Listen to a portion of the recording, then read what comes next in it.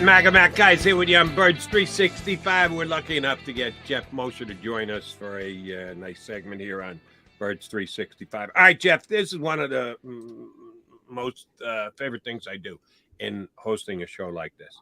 I get to make you something that you're not, and or ask you to be something that you're not. First things first, I got to double check. You didn't cash that $25,000 check for information leading to the capture of Danilo Cavalcante. I did not. I did not. Damn it. All right. I thought maybe Jeff's in South Jersey. He could leave his house. He's with right. me. We could leave. Are you a South Jersey guy? Why did I think you were a Pensy guy? I've actually never lived in Pennsylvania. Well, when I was a Penn State student, I lived in Pennsylvania, but that's about it. Okay. You're a South Jersey guy. My bad. All right. Here's the position I want to give you. Professor Mosher. Okay. I need you to give out grades. A+ to F. Week 1, Philadelphia Eagle defense. Wait, you're only asking? I can only give an A+ or an F? Or... No, anywhere in between. An A+ to an F. Add a plus, add a minus if you feel the need. Yeah, I'll give him a B-. B-, fair enough. Philadelphia Eagle offense. I'll give it a C+. C+.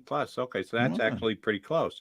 And it's 18 offensive points, right? Because they scored a defensive touchdown and then they got one real deep in the So C+, and I'm probably being a little nice there. Go ahead. Yeah. So does special you're a good grader. I want you. I had a C- on offense, Jeff. That's fair. You know, I might read. If you gave me like 10 more seconds, I might have been. Yeah. Does special teams move the needle either way? If you're going to combine the offense and defense, come with a middle grade. The special teams, was that enough for you to say, I got to move the overall grade some? Because either they were okay, the field goal kicker makes every single kick he takes, except that first PAT. But the punt team, playoffs, and penalties, and not knowing what to do. Does the special teams move the needle for you week 1? Well, it's sort of like how we divide a football game into offense and defense. You almost have to divide Eagles special teams into, kicking and punting, and then kickoff and punt coverage, right? So obviously Jake Elliott, he was probably the most important or second most important person in the game. Yeah, man. He's my game ball. He gets Jake an Elliott, baby. Right? The rest, the punter actually did all right as far as punting.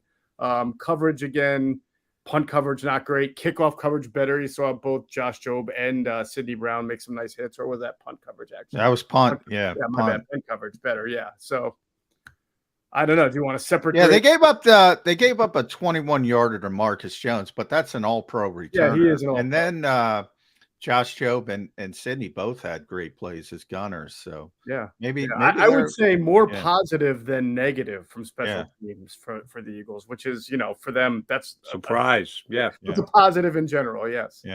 Yeah, they were. I agree with that. They were better on special teams because it looked bad coming into the season because they lost all their good players on special teams. But a lot of people brought up, rightfully so, they weren't good on special teams. So maybe you try some different things.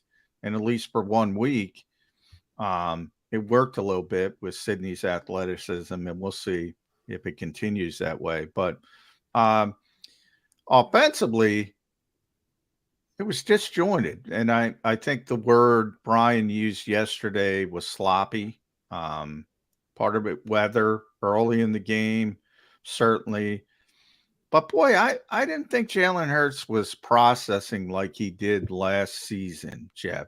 Why do you think that was? That's a great question. I did go back and watch the All-22, and I felt the same thing. I do feel like there were plays to be made, especially in the second half when the Patriots went more to a soft zone coverage, right, and just trying to keep things in front. First half, I think that you can say the offense was a little bit thrown off balance just by Bill Belichick being Bill Belichick and having, a lot of months to prepare and probably showing them what they call the unscouted looks. Yeah. And then, I do feel like for whatever reason, this team likes to force feed the ball to Kenneth Gainwell, and we'll see if that continues going forward.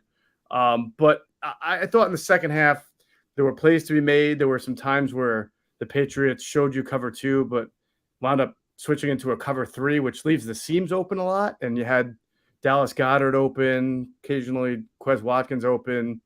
There were times that Jalen Hurts left the pocket instead of climbed it, which is something he did really well last year as far as climbing the pocket, not leaving the pocket.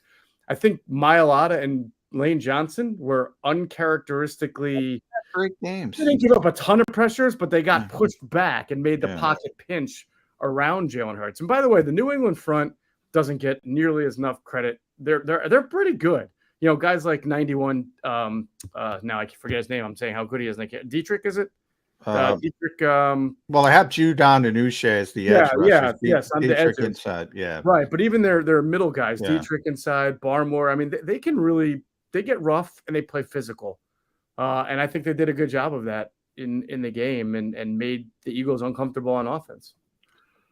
Geoff, I do this every single week, and you want to think of everything while you're watching the game, but you can't. There's just too much going on, and down and distance, and what the coach is thinking, and challenges and timeouts and everything else. So when the game's over, you got to go back and you look at the snap counts, and you analyze that as well. And the one that kind of jumped out at me, I didn't realize it was as small a number as it turned out to be, was Nolan Smith. Because John tells me all the time that the Eagles make decisions on their practice, that their practice is actually really important to the way they analyze their team, that Kenny Gainwell was the number one back week number one because far and away he was the best Eagle practicer this summer. Okay, so they put a lot of emphasis on practice. I think maybe a little too much, but if that's the way they're going to do it, they're going to do it. Nobody got more glowing reports from practice than Nolan Smith. He was like the eye-opening player of all of Eagle practices from the time they started this summer straight up until game number one. 7 snaps, that's it. And they give that many more snaps to other guys on the edge. What happened to Nolan Smith, the second coming of Hassan Reddick? Well, I mean, I think there's a couple of things, Jody. That first of all, he's a rookie, right? Secondly, he suffered an injury the last 2 weeks of practice. So I think there's a difference between being a great practice player who hustles and tries hard and does all the things you want to do, and a practice player who dominates other people. I think Nolan Smith, Jaylen Carter, by the way. Yeah, Jaylen Carter dominated people, right? And didn't have any injuries, and he dominated in the game. And Nolan Smith is playing a position where, who are you taking snaps away from? It's not like Derek Barnett played 50 snaps. He played 16. I mean, I suppose he could have played 12 snaps, and you could have gotten Nolan Smith 4 more and made it 12 each. I don't know if that's going to make a huge difference. I thought the Eagles' pass rush was pretty good and effective. I think they're also using Nolan Smith on special. Do you really think it was effective coming off the edge? I think it was good up the middle in the two big dogs that they took from Georgia, but I didn't think their pass rush was that great on the edge. I think there were times, and I went back in the tape and saw it more than the naked eye watching the game, where Reddick was fast off the edge and made Mac Jones have to step up. Mac Jones, they were doing a lot of no huddle first, and they're a very, at least in this game, they're a very quick passing team, right? They're not letting the edges get to them. So that's, in that case, you need your interior defensive tackles to get the front push to make sure the quarterback can't step up too much. And I don't think Mac Jones had too many opportunities to step up. He did run a few times because he was getting chased, but he did not have a lot of opportunities to be very comfortable. In fact, the throw for the touchdown that he made to, was it Bourne right before halftime? Yeah. Was a ridiculously good throw. That was a great throw. Not only was there pressure on him, but Reed Blankenship was there. I mean, he literally the only spot where the ball. I heard a couple people killing Reed for that. I'm like, that's great coverage. No, there's nothing he could have done. That was great coverage, great throw, great catch, great everything. I mean, he is Reed Blankenship, my God. He's not Ed Reed. Yeah. So, Just one more thing about Nolan Smith. I promise I'll move off. Yeah, I'm not buying the whole injury thing. If you're worried about him being injured, guess what? You can't play him on. No. I was making your point about being at practice and being he had missed a significant part of the last week and a half of practice. So I don't think it was that they were concerned for the injury. I think he just a lot of guys ahead of him on the depth chart who had been practicing for the game. I'm very concerned with that injury because Nolan said himself, Geoff. You probably saw the quote. "It's my baby. Sometimes it works, sometimes it doesn't." Yeah, and we're like looking at him. What the hell does that mean?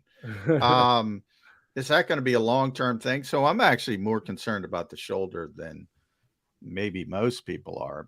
So then do you think they cut him down on special teams reps? Well, if you're trying to fix the guy's shoulder, you don't put him out on special teams, right? That's my point. You don't cut down on special teams reps.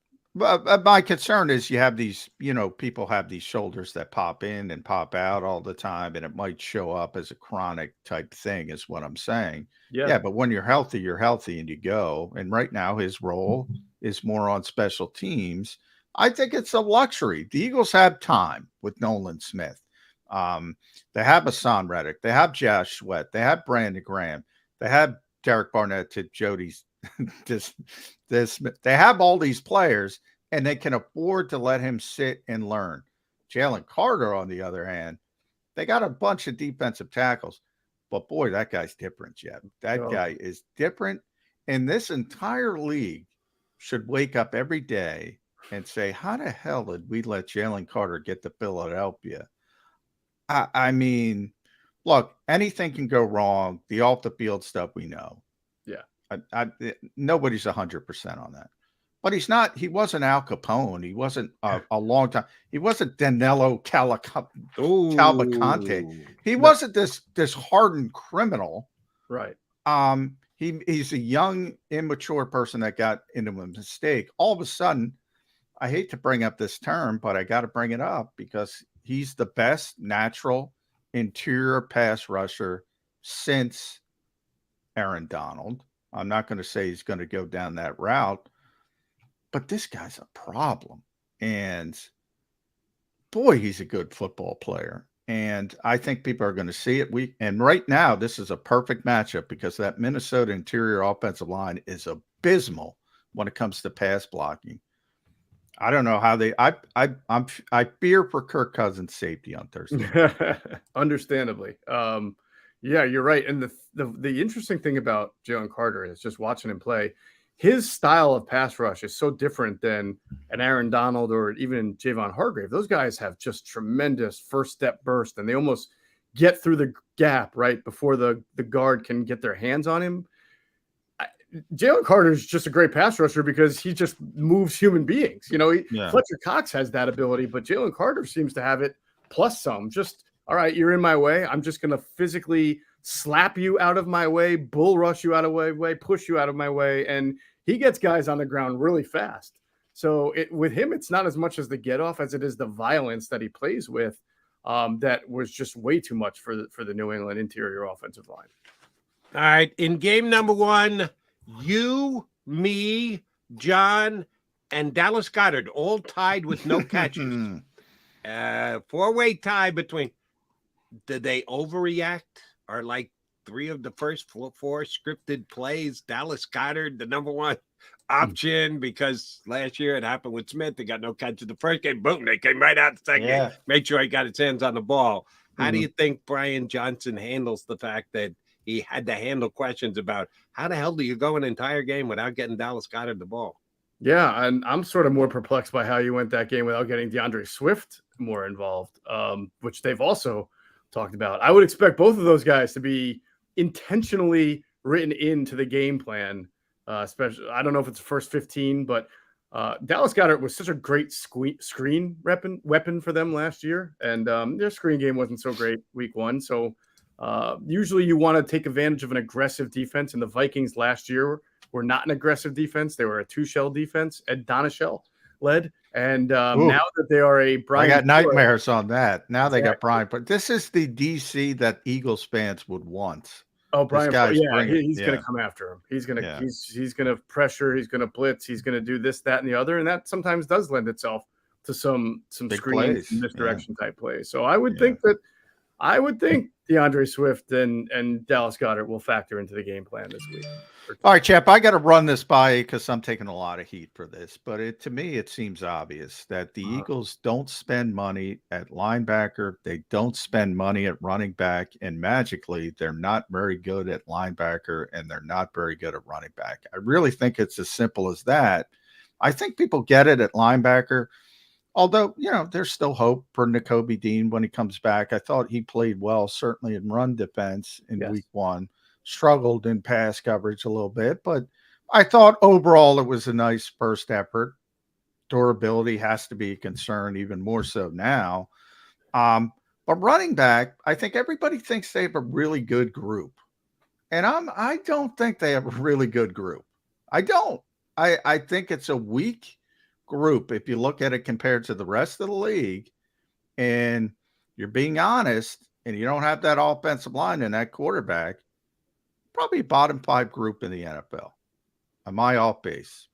Yeah, I'm not with you there yet. Bottom 5. I mean, the Colts right now without Well, they're bottom 5, yeah, but yeah, they're but no, top 5. yeah, I If don't they even. get Taylor, I don't know. yeah. Because I feel like I feel like they've got. I understand your point in that they don't have a guy that individually should scare you a whole lot because Rashad Penny hasn't stayed healthy, DeAndre Swift hasn't stayed healthy, but when healthy and in a rotation, DeAndre Swift is a guy who has scared defensive coordinators in the past, and Rashad Penny has scared defensive coordinators in the past. I think where I maybe align with you is that they must feel like they see something in Kenneth Gainwell that most of us haven't yet seen. He's a nice player. He's done a good job in short yardage situations, which is not what they thought he would be coming out of college, where he caught a lot of passes. He's a weird player. You He's expect not a guy that small to be explosive and Right. shifty, and Right. he's the opposite. Like, he's better between the tackles. He's Right. got a knack for running down by the goal line. It's kind of a weird player. It is very weird. And what you said is absolutely true. He's almost become the player that no one expected him to be. And that's a nice story of development. But at the end of the day, he himself is a guy. He's a running back in a league full of fungible running backs. I don't understand why you kept Rashad Penny on your 53 if you didn't plan on using him. I said the same thing. If you weren't going to dress him, why is he here? Yeah, and I don't understand why you have DeAndre Swift and you're preserving him for a certain role and then don't really put him out there that much in the role. So, do I think they have talent? Yes. I think when, a coach's job is to put a player in a position to succeed. I think individually these guys can be put in a position where they can be a good part of this offense. Maybe you're right. Maybe I'm overestimating it based on what they've done in prior places in shorter stints.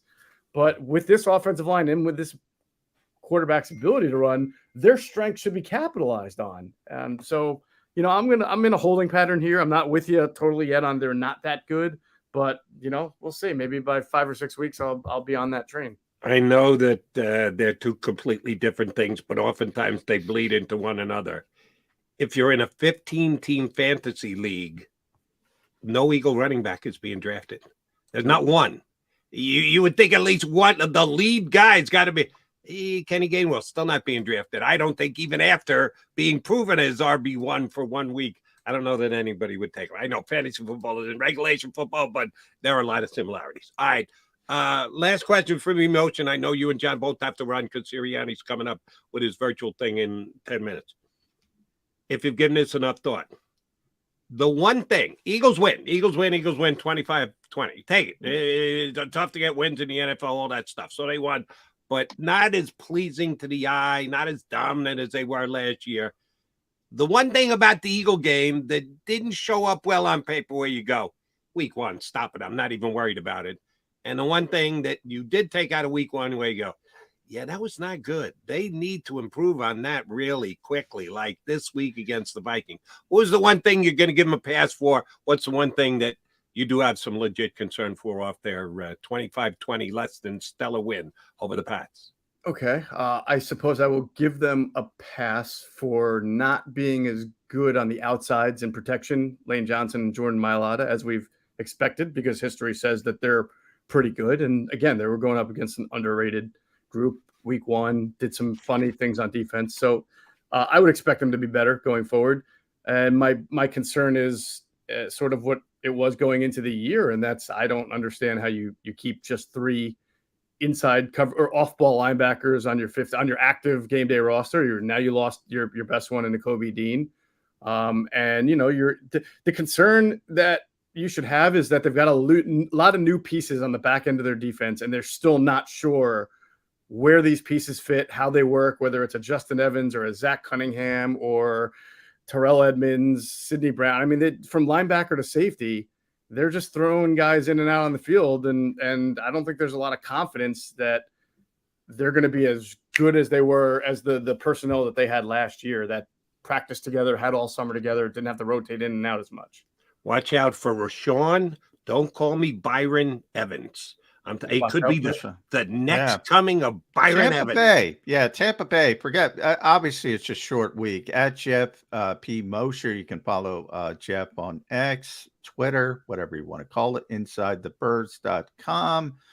Does a tremendous job with Adam Kaplan and our buddy Andrew DeCheco, the champ, by the way. Congratulations to the ITB family, 53-man roster champ. But I'm coming for him next year. Tell him. As I said, short week, you can't make many changes. So it's going to be Christian Ellis. It's going to be Zach Cunningham at linebacker. But then you have the mini bye. So if I had to pin you down, Geoff, and say, who's going to be the linebackers in Tampa, who would you say? I think they're going to be situational, John. I mean, I think that they're learning that if they're going to continue to play 4-2 fronts, then Zach and nickel and Zach Cunningham's on the field, teams are going to try to, pass on them on first and second down like the Patriots did. So I don't know. I mean, Rashawn Evans was a guy who was on the street. So it's not like I think he's going to come in and make a world of a difference, just like Zach Cunningham was a guy on the street. Big name trap, though. 170 tackles, first round pick. Everybody's excited. Why is he unemployed on September 12th? Like when the first round pick doesn't get another contract with the same team, then he didn't live up to it. So exactly. Yeah, it wouldn't surprise me if you saw Evans in there, but I mean, I'm not sure that the outcome is going to be that much better. We shall see. Got to get through the Vikings first, then we'll get the Bucs next week. We always enjoy getting together with you, Geoff Mosher. Thank you very much. And by the way, thanks for putting a shirt on. He texted me before the show. I said, "Did you get the link?" He goes, "Yeah, but I'm not going to wear any clothes." So do appreciate him putting the shirt on. Morning shower for his appearance here on Birds 365. Thanks, Mosher. You got it, brother. Geoff Mosher, InsideTheBirds.com. All right, Johnny Mac. No, you got to run. You think Sirianni gives you? Here's a prediction. We'd love to get on the record. What is the most interesting thing that Sirianni's going to say? Are you going to give you anything? Is his wardrobe choice going to be the most interesting thing about Sirianni today? What are you going to get? I think you're going to get a, let's see, you had a Fletch shirt on last time, I think. Maybe we'll get I don't think Reed has a shirt yet. I think it'll be a player shirt. As far as what he gives us, a lot of platitudes about Brian Flores' defense right before they put up 40 spot. Let's hope for a 40 spot on Thursday night. All right, J-Mac, appreciate it. You and I again tomorrow, right? Game day. And game day mañana. We're going to get, I know we're going to have. I got to try to get Kratz for. Kratz, game day Kratz. Yeah. You got to work. We got Ben Lieber, former Vikings linebacker, so that'll be a good guess to get some intel. I got to tone down my dislike of the Vikings. We get some Minnesota perspective tomorrow. John and I will be back again tomorrow. I'm coming back. You know what I got to do? Somebody's got to do it. We got to put a bow on the show.